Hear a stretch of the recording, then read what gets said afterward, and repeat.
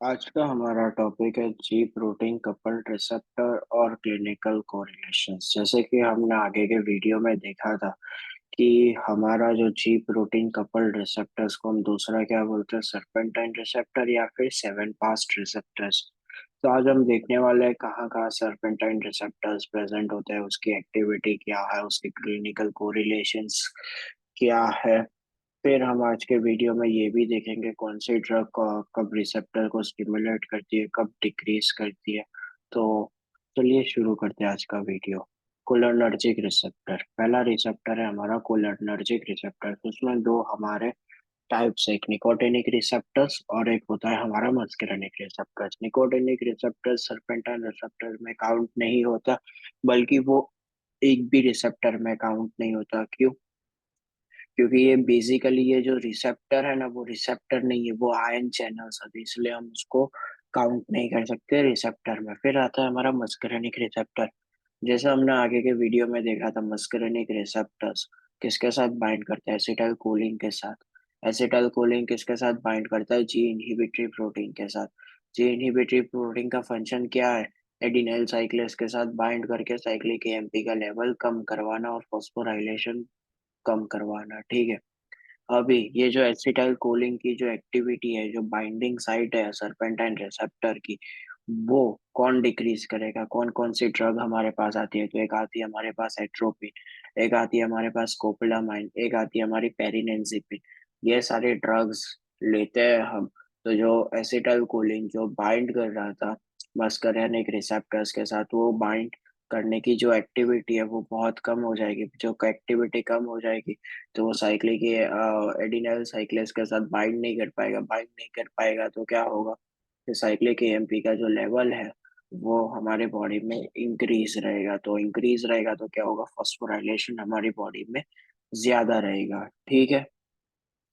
ये हमारे पास ड्रग्स है, एट्रोपिन, स्कोपोलामाइन और पेरिनेंसी पिन। वो एंटोगोनिस्ट की तरह एक्ट करती है। फिर हमारे पास आता है एड्रीनर्जिक रिसेप्टर। एड्रीनर्जिक रिसेप्टर्स में हमारे पास अल्फा वन रिसेप्टर हो गए। जैसा कि हमने पिछले वाले वीडियो में डिटेल में डिस्कस किया था, अल्फा वन रिसेप्टर्स किसके साथ कनेक्टेड होता है? जी क्यू कपल्ड प्रोटीन के साथ कनेक्टेड होता है। वो क्या करता है? जी क्यू प्रोटीन जाके बाइंड करता है किसके साथ? फॉस्फोलाइपेज सी के साथ। फॉस्फोलाइपेज सी क्या करता है? सेल मेम्ब्रेन में जाता है। सेल मेम्ब्रेन में जाने के बाद वो PIP2 पी प्रोटीन्स को, एक्टिव सेल मेम्ब्रेन की जो PIP2 प्रोटीन्स होते हैं उन पे कुछ एक्शन शो करता है। वो डिवाइड होते हैं दो में, IP3 में, और एक होता है IP3 यानी आइनोसाइट्रोल ट्राइफॉस्फेट, और DAG में डायसाइल ग्लिसरॉल। IP3 फिर क्या करता है? एंडोप्लाज्मिक रेटिकुलम के साथ जाके बाइंड करता है। अंदर जो कैल्शियम, एंडोप्लाज्मिक रेटिकुलम के बहुत सारे फंक्शन है, बट उसमें से एक फंक्शन क्या है उसका? Calcium storage. कैल्शियम क्या करता है? बाहर निकालता है वो कैल्शियम हमारे साइटोसोल में आ गया तो उसका लेवल बढ़ा, फिर वो क्या करेगा? कार्ल मॉड्यूलिन प्रोटीन के साथ जाके बाइंड करेगा कार्ल मॉड्यूलिन प्रोटीन, और ये दो कॉम्प्लेक्स बन गए। और ये कॉम्प्लेक्स जाके केम काइनेसिस को एक्टिवेट करेगा और फिर फॉस्फोराइलेशन होगा। ये IP3 का फंक्शन है। अभी DAG क्या करता है?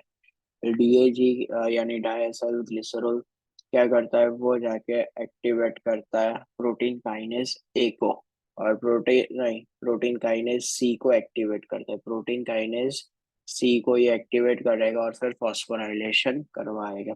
DAG प्रोटीन काइनेस सी को एक्टिवेट करता है, और प्रोटीन काइनेस ए एक्टिवेट होता है हमारा जी स्टिम्युलेटरी में, और GQ में हमारा होता है प्रोटीन काइनेस सी, और फिर फॉस्फोराइलेशंस होगा। ये जो हमारी नॉर्मल साइकिल है, बट अभी ये जो नॉर्मल साइकिल को इनहिबिट करने वाला कौन है? हमारी ये नॉर्मल साइकिल को इनहिबिट करेगा हमारी जो ड्रग्स होती है, जो प्रेजासोन हो गई, ट्रेजासोन हो गई। ये जो आप ड्रग्स कंज्यूम करते हो तो हमारे अल्फा वन जो रिसेप्टर्स है उसको ये इनहिबिट करेगा, और ये सारा जो फॉस्फोराइलेशन वाला जो पाथवे है वो बढ़ जाएगा। यानी वो एंटागोनिस्ट की तरह काम करता है। ये मैं जितने भी ड्रग्स बोल रहा हूँ वो एंटागोनिस्ट है। यानी रिसेप्टर पे जाते ही ये एक्ट करती है, ब्लॉक कर देती है रिसेप्टर को। ठीक है, जो हमारे पास alpha one alpha two drugs, alpha one alpha two receptors है। अल्फा टू रिसेप्टर्स क्या है? वो जी इनहिबिटरी प्रोटीन के साथ लिंक्ड होते हैं। बीटा वन बीटा टू जो रिसेप्टर्स हो गए, वो सारे हमारे किसके साथ हो गए? जी स्टिम्युलेटरी प्रोटीन के साथ। ठीक है, अभी जो बेसिकली जो अल्फा वन रिसेप्टर को जो ब्लॉक करेगी ड्रग, जो स्पेसिफाई है, वो हो गई प्रेजासोन और ट्रेजासोन। बट आप फेनॉक्सीबेंजामाइन ले रहे हो या फिर पेंटोलामाइन ले रहे हो, वो alpha one alpha to selective नहीं है। वो आप ड्रग ले रहे हो तो अल्फा वन को भी ब्लॉक कर सकती है, अल्फा टू को भी कर सकती है, ऐसा नहीं है। यानी वो दो ड्रग कॉमन है, वो अल्फा वन को भी करेगी, अल्फा टू को भी करेगी, एंटागोनिस्ट की तरह। यानी जो रिसेप्टर की ये जो एक्टिविटी है, ये जो फॉस्फोराइलेशन की और ये सब, तो ये सारी एक्टिविटी को ये ब्लॉक कर देती है ड्रग्स। फिर हमारे जो beta one beta two beta three receptors है, उनकी एक्टिविटी को ब्लॉक करने वाली कौन सी ड्रग्स है? मेटोप्रोलोल हो गई, एजमोल हो गई, एसीटोब्यूटोल हो गई, फिर हमारी हो गई एटिनॉल हो गई, टाइमोल हो गई, फिर प्रोपेनॉल हो गई। ये सारी जो ड्रग्स है, वो हमारे beta one beta two beta three adrenergic receptors को ब्लॉक करती है। उसमें से भी हम देखने जाए तो हमारी जो एटिनॉल ड्रग है, एटिनॉल, ये सिर्फ ब्लॉक करती है बीटा वन को। यानी ये स्पेसिफाइड है कि एटिनॉल बीटा वन को ब्लॉक करेगी, यानी इसके चांसेस हायर है एटिनॉल के। ऐसा नहीं है एटिनॉल सिर्फ बीटा वन के लिए काम करती है, ये बीटा टू बीटा थ्री के लिए भी काम करती है। बट इसका बीटा वन में रिजल्ट अच्छा देखने को आया। ठीक है, the alpha one receptor is antagonist blocks the receptor phenoxybenzamine और पेंटोलामाइन। ये अल्फा वन अल्फा टू से रिसेप्टर्स नहीं देखते, वो डायरेक्टली ब्लॉक कर देते हैं। हमारे हो गई प्रेजासोन, ट्रेजासोन, वो स्पेशली अल्फा वन रिसेप्टर को ब्लॉक करती है। ये जो हमारी ड्रग है यूहेम्बिन, वो अल्फा टू रिसेप्टर्स को ब्लॉक करती है। बीटा वन बीटा टू हमारी प्रोपेनॉल हो गई, मेटाप्रोलॉल हो गई, एसीटोब्यूटोल हो गई, एजमोलॉल हो गई, एटिनॉल हो गई, टाइमोल हो गई। ये सारी ड्रग्स हमारी बीटा वन रिसेप्टर्स को ब्लॉक करती है। ये नहीं, beta one beta two beta three, सिर्फ बीटा वन की बात करें तो अभी एटिनॉल है। ठीक है, अभी हम डोपामिनर्जिक रिसेप्टर्स की बात करें तो डोपामिनर्जिक रिसेप्टर्स दो टाइप के होते हैं, एक डी वन डी टू। जो डी वन रिसेप्टर है वो किसके साथ? जी स्टिमुलेटरी प्रोटीन के साथ कनेक्टेड है, और वो क्या करेगा? साइक्लिक एमपी का लेवल बढ़ाएगा। डी टू जो रिसेप्टर्स है वो हमारे जी इनहिबिटरी के साथ कनेक्टेड है। ये सारा इन जी कौन से के साथ कनेक्टेड है, ये सब याद रखना। ठीक है, ये जो हमारा डी वन रिसेप्टर है वो किसके साथ? जी स्टिमुलेटरी के साथ। जो डी टू है वो हमारा किसके साथ?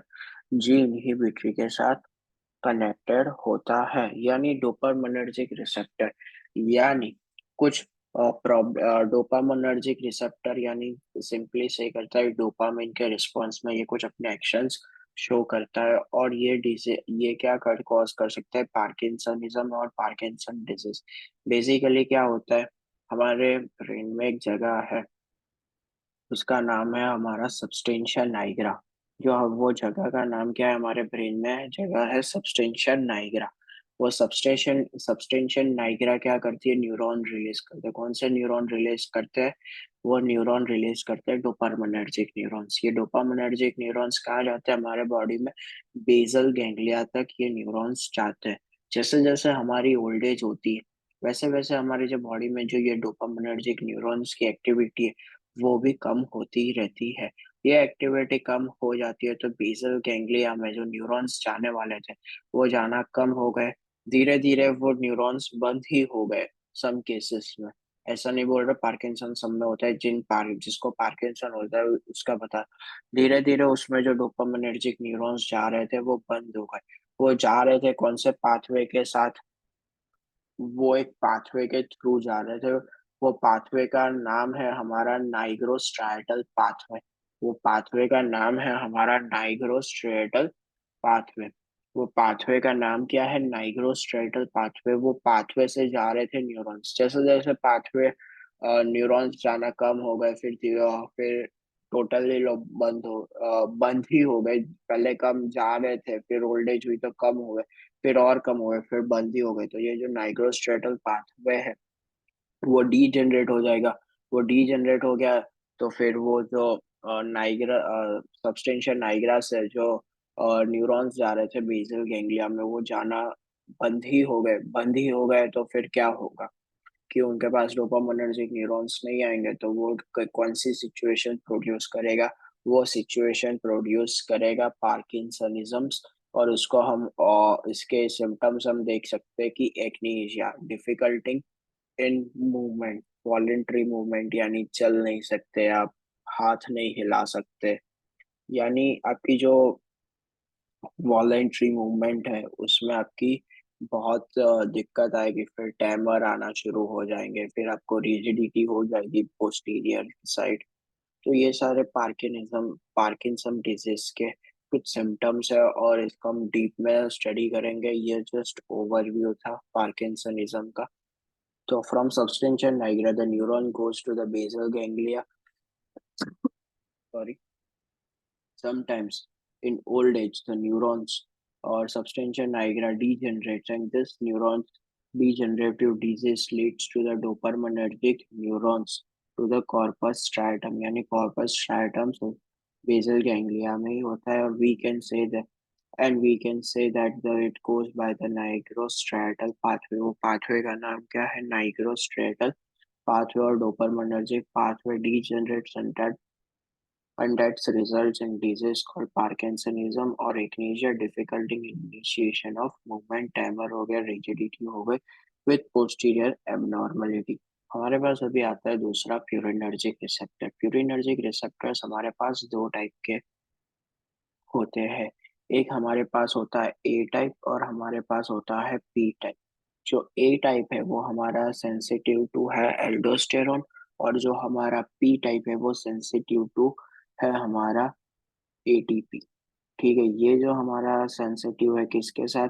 Adenosine, sorry adenosine. और ये जो पी टाइप है हमारा किसके साथ सेंसिटिव है? हमारे एटीपी के साथ सेंसिटिव है। एडिनोसिन यानी इसमें बेसिकली ये सारे ग्रुप ऑफ न्यूरॉन है। तो ये जो हमारा सी न्यूरॉन है उसकी मेटाबॉलिकली एक्टिविटी क्या है? बहुत हाई है। मेटाबॉलिक एक्टिविटी हाई है तो उसमें हमारा एडिनोसिन क्या होगा? हाई होगा। एडिनोसाइन क्या है कि इजीली वो मेम्ब्रेन क्रॉस कर सकता है, यानी इजीली डिफ्यूजेबल है सेल मेम्ब्रेन के साथ हमारा एडोनेसिन। जो एडोनेसिन इजीली डिफ्यूजेबल है, यानी जो आसपास के सेल में, जैसे मान लो कि मेरे घर में कुछ अच्छा खाना बना रहा है, मेरा घर बीच में है, मेरा घर यहाँ है, यहाँ वाले को भी सुगंध आएगी, यहाँ वाले को भी स्मेल आएगी, तो दोनों को स्मेल आएगी, तो पता चलेगा कि भाई इसके घर पे अच्छा अच्छा खाना बन रहा है। वैसे ही यहाँ मेरा जो घर है उसमें मेटाबॉलिकली एक्टिविटी हाई है, तो एडोनिसिन मेरे घर में सबसे ज्यादा हाई होगा। तो सबसे ज्यादा हाई होगा तो वो खाने की खुशबू कैसे बाजू के दो घर में गए, वैसे ही मेरे जो एडिनोसिन है वो आजू बाजू के इजी, क्योंकि वो एडिनोसिन इजीली सेल मेम्ब्रेन को क्रॉस कर सकते हैं, तो आजू बाजू के जो न्यूरॉन्स है वहां जाके एडिनोसिन के रिसेप्टर्स होते हैं, और वहां जाके वो बाइंड करते हैं और बोलते हैं कि भाई इसकी एक्टिविटी, ये जो सी न्यूरॉन है उसकी एक्टिविटी कुछ ज्यादा ही है। One neuron is metabolically very active, means the neuron is breaking out lots of ATP and it will be producing lots of adenosine, and adenosine goes out of this neuron, and adenosine receptor is present on nearby cells and telling that a particular cell having very high metabolic rate। ठीक है, अभी हम गाबा receptors की बात करते हैं। गाबा receptors हम इसको क्या बोलते हैं? Gamma एमनियो butyric acid. गाबा रिसेप्टर की फुल फॉर्म क्या है? GABA amino butyric acid. इसके एक वेरी स्पेशलिटी है, वो जो न्यूरॉन्स होते हैं या सेल्स होते हैं उनको वो हाइपर पोलराइज कर देते हैं, यानी वो सेल को बहुत ही नेगेटिव कर लेते हैं और उसको पूरी तरह से इनहिबिट कर लेते हैं। और ये गाबा रिसेप्टर्स को पता है कि कैसे कौन से सेल्स को इनहिबिट करते हैं। जो मोस्टली हम लोग गाबा सेल्स, गाबा रिसेप्टर्स, वो जो सेल को नेगेटिव करते हैं उसके लिए हमारे पास वो यूजुअली जो यूज करता है वो क्लोराइड चैनल्स का यूज करता है। यानी ये सपोजिंग ए न्यूरॉन्स है यहाँ पे ए न्यूरॉन्स है, यहाँ से इसने गाबा रिसेप्टर्स को छोड़ा। गाबा रिसेप्टर्स गए यहाँ के दूसरे न्यूरॉन्स के साथ, एक क्लोराइड चैनल्स होती है, क्लोराइड चैनल्स के साथ जाके गाबा रिसेप्टर्स ने क्या किया, बाइंड किया। और हमारे सेल के बाहर आउटसाइड क्लोराइड चैनल, क्लोराइड्स क्या है, सबसे ज्यादा है, तो क्लोराइड्स क्या होंगे जो बाहर से है, from higher concentration to the lower concentration आएंगे, हमारे न्यूरॉन्स आएंगे। तो वो जो न्यूरॉन्स आएंगे, अब बाहर सॉरी क्लोराइड्स आएंगे आउटर से इनर की साइड, तो सेल क्या हो गया, हाइपरपोलराइज, यानी सेल क्या हो गया, बहुत ही नेगेटिव हो गया। तो अभी ये जो सेल नेगेटिव हो गया, तो वो उसकी पूरी जो सेल्यूलर एक्टिविटी है वो क्या हो गई, इनहिबिट हो गई। फिर दूसरा हमारे पास आता है, दूसरी की तरह कैसे वो इनहिबिट करते हैं। हमारे पास जैसे कि गाबा रिसेप्टर है, यहाँ पे हमारे पास क्या आ गया, सरपेंटाइन रिसेप्टर।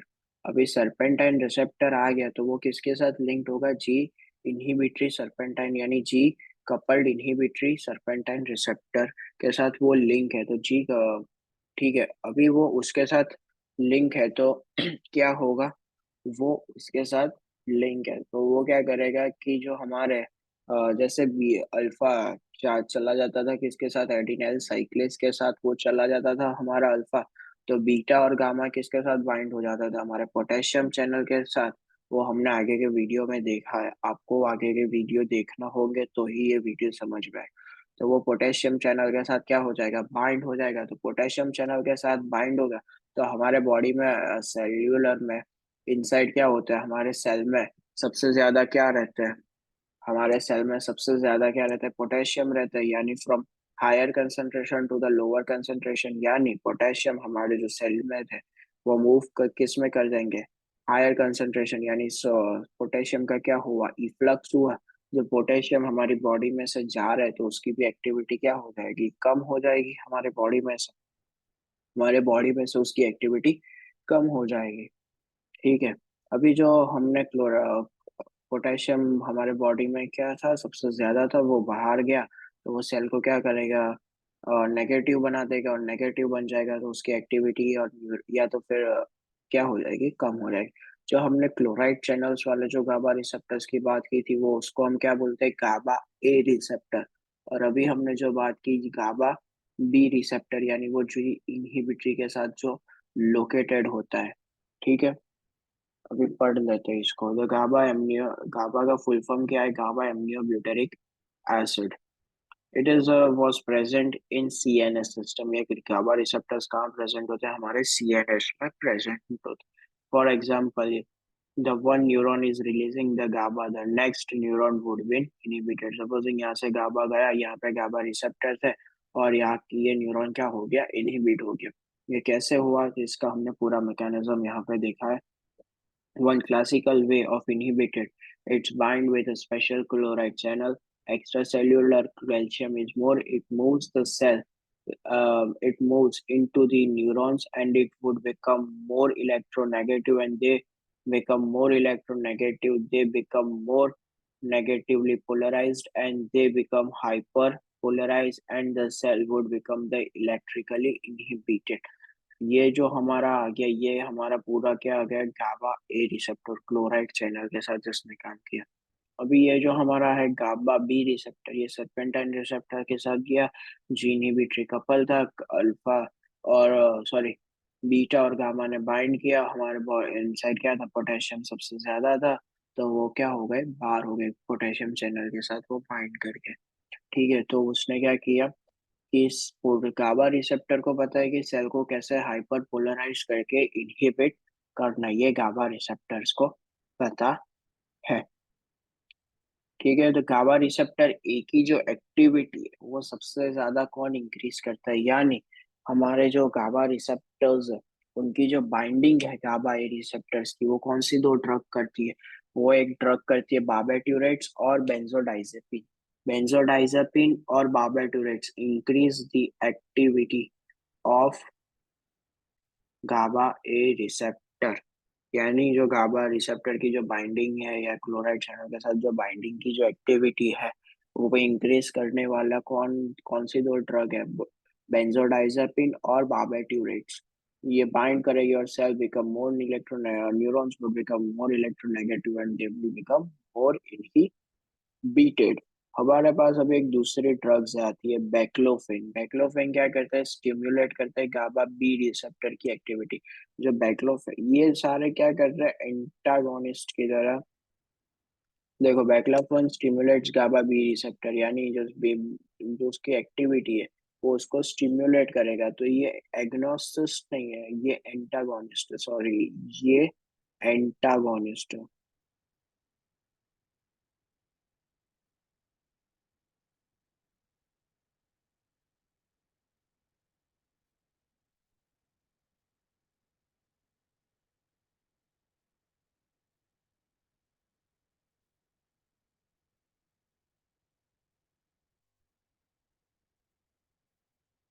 ये एंटागोनिस्ट है फॉर सेल या और न्यूरॉन। ये क्या करेगा कि जो बैक्लाफोन है उसकी एक्टिविटी को बढ़ा देगा।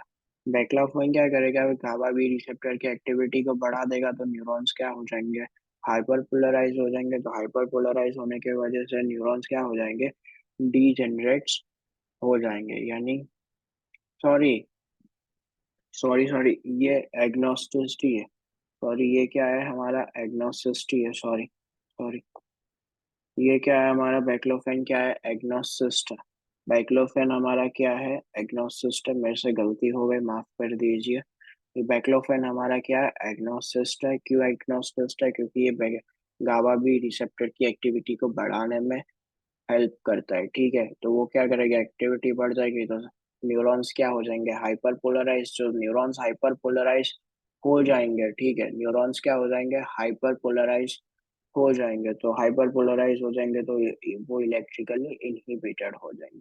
अभी जो साइक्लोफेन जो ड्रग है वो गाबा बी रिसेप्टर की एक्टिविटी को डिक्रीज करता है। जो साइक्लोफेन है वो गाबा बी रिसेप्टर की एक्टिविटी को डिक्रीज करेगा। जो गाबा बी रिसेप्टर की एक्टिविटी डिक्रीज हो, जो cell would become not more become electronegative. Electronegative नहीं होगा तो न्यूरॉन क्या हो जाएंगे, सस्टेन हो जाएंगे। तो न्यूरॉन सस्टेन हो जाएंगे तो गुड फॉर अस। ठीक है, यानी वो इलेक्ट्रिकली इनहिबिटेड नहीं होगे। वो ऐसी ड्रग कौन सी है, हमारी साइक्लोफेन है। Baclofen inhibits the neuron, is an agonist. याद रखना, मेरे से अभी जस्ट गलती हुई है। साइक्लोफेन क्या है, एंटागोनिस्ट है, यानी वो अपोजिट बी रिसेप्टर काम करती है, उसकी एक्टिविटी को कम करती है। जो रिसेप्टर की एक्टिविटी को बढ़ाता है वो एग्नोसिस्ट, और जो रिसेप्टर की एक्टिविटी को कम करता है वो एंटागोनिस्ट। ठीक है, अभी हमारे पास आता है थायराइड रिसेप्टर यानी टीएसएच रिसेप्टर। बेसिकली ये रिसेप्टर हमारे थायराइड फॉलिकुलर सेल्स में प्रेजेंट होता है। यानी हमने सबने सुना होगा, एक डिजीज का नाम होता है फॉलिकुलर एडिनोमा, और उसका दूसरा नाम क्या है, थायराइड एडिनोमा। ये क्या होते हैं, बेसिकली फॉलिकुलर एडिनोमा और थायराइड एडिनोमा। फॉलिकुलर और थायराइड एडिनोमा में फर्क कुछ नहीं है, बल्कि बेसिकली जो हमारे रिसेप्टर होते हैं, यानी जो थायराइड फॉलिकुलर सेल्स में जो रिसेप्टर्स प्रेजेंट होते हैं वो म्यूटेंट हो जाता है कि because of some genetic disease और सम बिकॉज ऑफ और क्या मैं बोल सकता हूँ, म्यूटेशंस हो जाते हैं बेसिकली रिसेप्टर्स में। जेनेटिक डिजीज हो सकता है, या तो फिर आपको बेसिकली आपके ऑपरेशंस हुए, या तो ऐसा फिर कुछ ओवर थायराइडिज्म या ऐसा कुछ भी हुआ हो। बट आपके रिसेप्टर्स जो होते हैं थायराइड फॉलिकुलर सेल में, जो टीएसएच रिसेप्टर, उसमें कुछ म्यूटेशन हो जाने की वजह से वो एक्सेसिव थायराइड प्रोलिफरेशन करता है। एक्सेसिव प्रोलिफरेशन होगा तो फिर ये डिजीज प्रोड्यूस करेगा कौन सी, थायराइड एडिनोमा या तो फिर फॉलिकुलर एडिनोमा, ये डिजीज प्रोड्यूस करते हैं। The serpentine receptor present on the TSH ligand and intracellular coupled with G-stimulatory protein. In some cases, the receptor would become mutant, means the receptor would become abnormal, and this mutant receptor overstimulate the follicular cell and excessive proliferation happens and leads to the thyroid adenoma, या तो फिर हम बोल सकते हैं follicular adenoma। अभी जो LH receptors होते हैं ना, उनमें भी कुछ म्यूटेशन हो जाने की वजह से हमारी जो प्यूबर्टी है वो प्रीकॉशियस प्यूबर्टी हो जाती है, यानी एलएच रिसेप्टर्स में कुछ म्यूटेशंस हो गया, यानी वो वर्क नहीं कर रहे प्रॉपरली, या फिर एलएच के साथ ल्यूटेनाइजिंग हॉर्मोन्स के साथ वो प्रॉपरली बाइंड नहीं कर पा रहे, कुछ अंदर की तकनीकी खराबी की वजह से को जो प्रॉब्लम अकर होती है उसको हम क्या बोलते हैं, precocious puberty. Precocious puberty basically क्या है कि जो 6 ईयर की ओल्ड गर्ल होती है उसमें मेंस्ट्रुअल साइकिल और ये सब स्टार्ट होता है। जनरली जो चीज 11 से 12 साल की उम्र में होनी चाहिए थी लड़कियों में, तो वो जल्दी स्टार्ट हो जाती है, यानी प्यूबर्टी जल्दी आ जाती है, मेंस्ट्रुअल साइकिल जल्दी आ जाता है। क्यों? क्योंकि ल्यूटिनाइजिंग रिसेप्टर या तो फिर रिसेप्टर में कुछ रिसेप्टर्स में म्यूटेशंस हो चुका है, इसी वजह से LH produced by anterior pituitary. In some cases, the LH receptor is not working and it will lead to the precocious puberty. अभी हमारा पास है ACTH। ACTH वो के रिसेप्टर्स कहाँ प्रेजेंट होते हैं? एड्रिनल कॉर्टेक्स में। अभी एड्रिनल कॉर्टेक्स अच्छे से बाइंड नहीं करेगा एड्रिनल ACTH से, तो ACTH से वो अच्छे से बाइंड नहीं करेगा ACTH रिसेप्टर, तो क्या होगा? ACTH रिसेप्टर एड्रिनल कॉर्टेक्स अच्छे से बाइंड नहीं करेगा तो वो फैमिलियन ग्लूकोकॉर्टिकॉइड की कंडीशन क्रिएट कर देता है। फैमिलियन ग्लूकोकॉर्टिकॉइड की कंडीशन क्रिएट कर लेता है, यानी उसकी डेफिशिएंसी क्रिएट कर लेता है। कैसे? हम देखते, it is also produced by anterior pituitary and the receptor is present on adrenal cortex and it will lead, and it also work as a serpentine receptor. In some cases the receptor were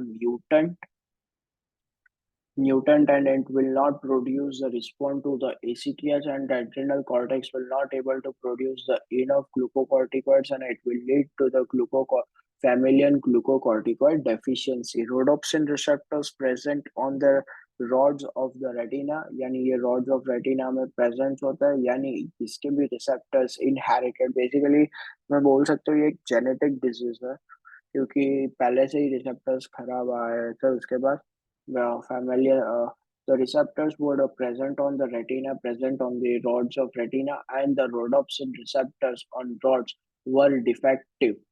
Yeah, inherited defective, and that will lead to the retinitis pigmentosa. Retinitis pigmentosa ये जो condition create करता है, यानी जो rhodopsin के receptors है वो respond ही नहीं कर पाते उसके लाइगेंड के थ्रू। क्यों? क्योंकि उसके रिसेप्टर पहले से ही डिफेक्टिव आए थे, तो रिसेप्टर्स पहले से ही डिफेक्टिव होते हैं तो वो एक कंडीशन क्या होती है हमारे इनहेरिटेड, यानी हमारे फादर्स के सपोजिंग रेटिनाइटिस पिगमेंटोसा है तो फिर मेरे को होने के चांसेस 50-50% है, और मेरे जो सन है उसको होने के भी चांसेस 50-50% है। जो मेरे में जीन एक्सप्रेस नहीं हुआ, मेरे को अच्छे से दिखाई दे रहा है, तो उसमें एक्सप्रेस होने की चांसेस है। तो ये बेसिकली एक पूरा बायोकेमिस्ट्री में हम इसको सारे डीप में टॉपिक स्टडी करेंगे। जस्ट आज हम देख रहे हैं उसका क्या कौन से रिसेप्टर्स आ रहे हैं सर्पेंटेंट रिसेप्टर्स में, और रिसेप्टर्स के डिफेक्टिव होने से कौन से डिजीज हो सकते हैं। यानी जो रोडोप्सिन के रिसेप्टर डिफेक्टिव होता है, तो आपको बस अभी इतना ही याद रखना है कि रेटिनाइटिस पिगमेंटोसा होता है। फिर हमारे पास न्यूरोपेप्टाइड्स है, बहुत सारे हमारे पास न्यूरोपेप्टाइड्स है, सॉरी, हमारे पास बहुत सारे न्यूरोपेप्टाइड्स है। उसमें से आज हम देख रहे हैं कि कौन से न्यूरोपेप्टाइड्स में सर्पेंटाइन रिसेप्टर्स प्रेजेंट है और उसकी क्या क्या एक्टिविटीज और क्या डिजीज कॉज कर सकता है। पहला हमारे पास आता है वेजोप्रेसिन और न्यूरोपेप्टाइड। तो उसमें हमारे पास दो टाइप के रिसेप्टर्स होते हैं, एक V1 रिसेप्टर, एक V2 receptor.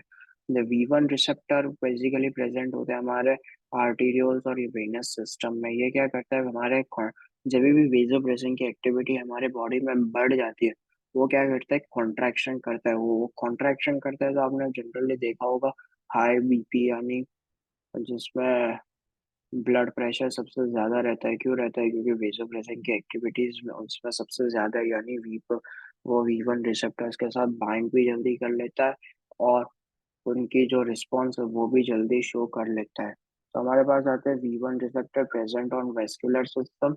V1 receptor serpentine, it will lead to the stimulator of vascular contraction. अभी हमारे पास आते हैं V2 रिसेप्टर। V2 रिसेप्टर्स में क्या होता है बेसिकली, ये भी V2 receptors it will present on the last part of the nephron, यानी जो लास्ट पार्ट होती है हमारी collecting duct of the nephron, वो जो एडीएच के अपोजिंग जो रिस्पॉन्स शो करती है उसके बारे में ये देती, यानी बेसिकली क्या होता है, it will present on the last part of the nephron. You know the last part of nephron is constrict of ADH, यानी consist of ADH. Example, the last cortical collecting duct, if the receptor would defect to V2 receptor is defective, it will not show the response according to the ADH. It will lead to the X-linked diabetes insipidus। यानी basically हमारे body में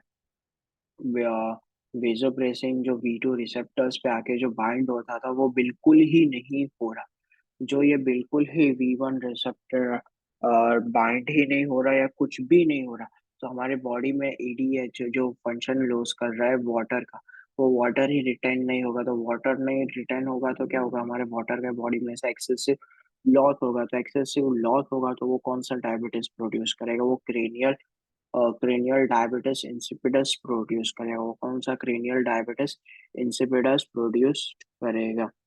यानी basically मैं बोल सकता हूँ, the diabetes insipidus means the diabetes have the problem of the action of ADH on the last part of the nephron। यानी हमारी बॉडी में जो लास्ट पार्ट ऑफ नेफ्रॉन है उसके जो एडीएच को जो प्रोड्यूस होना था by the presence of the vasopressin on V2 receptor, वो नहीं हुआ। उसकी वजह से क्या होगा, एडीएच प्रोड्यूस नहीं होगा। एडीएच प्रोड्यूस नहीं होगा तो वो वाटर को होल्ड नहीं कर पाएगा। होल्ड नहीं कर पाएगा तो क्या होगा, एक्सेसिव लॉस ऑफ वाटर। और वो कौन सी कंडीशन प्रोड्यूस करेगा, क्रेनियल डायबिटिस इंसिपिडस प्रोड्यूस करेगा। यानी हमारी बॉडी में बेसिकली एडीएच का रिस्पॉन्स ही शो नहीं हो रहा, तो वो कौन सा डायबिटिस प्रोड्यूस करेगा, क्रेनियल डायबिटिस इंसिपिडस प्रोड्यूस करेगा। और vasopressin is produced in good amount, but vasopressin हमारे बॉडी में अच्छे से प्रोड्यूस हो रहा है, बट जो V2 रिसेप्टर के अपोज जो उसको एक्टिविटी दिखानी थी वो इतनी अच्छी तरह से नहीं दिखा पा रहा। तो वो हमारे बॉडी में कौन सा डायबिटीज प्रोड्यूस करेगा, वो हमारे बॉडी में प्रोड्यूस करेगा नेफ्रोजेनिक डायबिटिस इंसिपिडस। वो कौन सा हमारे बॉडी में प्रोड्यूस करेगा, nephrogenic diabetes insipidus। Vasopressin is produced in good amount, but the last part of the nephron does not respond. We called it nephrogenic diabetes insipidus. The one type of nephrogenic diabetes insipidus is inherited defect, which is linked with X-linked inherited defect, which is linked with X-linked inherited defect। हमारे पास angiotensin है, उसके भी दो receptors है। हमारे पास opiates है, वो एनएनसेफेलिस and endorphins और vasoactive intestinal peptides VIP oxytocin. ये हमारे पास क्या आ गए, सारे न्यूरोपेप्टाइड्स है। बेसिकली हमारे पास न्यूरोपेप्टाइड एक वेसोप्रेसिन है, फिर एंजियोटेंसिन है, ओपिएट्स है, वेजो एक्टिव है, ऑक्सीटोसिन है। ये सारे हमारे बॉडी में क्या प्रोड्यूस करते हैं, ये सारे न्यूरोपेप्टाइड्स। और इसके पास क्या है, सारे सर्पेंटाइन रिसेप्टर्स। ये डायबिटीज वाला कंसेप्ट मैं आपको वापस बताता हूँ।